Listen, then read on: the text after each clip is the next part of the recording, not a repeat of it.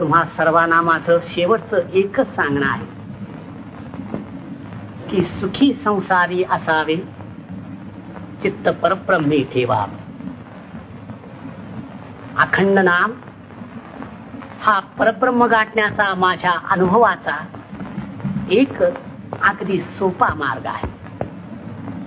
त्यानं ईश्वरावरील श्रद्धा अचल होते, चित्त शुद्ध होते. स्वैर संचारी मनाला ईश्वरी प्रेमाखेरीज कशानंही वेसण घालता येत नाही. मनाच्या या प्रेममय अवस्थेला एकविध भाव म्हणतात. अखंड नामोच्चारानं हा एकविध भाव आपल्या अंतःकरणात उत्पन्न करून परमेश्वर प्राप्ती करून घेता येते. आणि मग मुखी नाम हाती मोक्ष ऐशी साक्ष बहुतांची. अवघे लाभ होती या चिंतने, नाम संकीर्तने गोविंदाच्या. हा हा हा.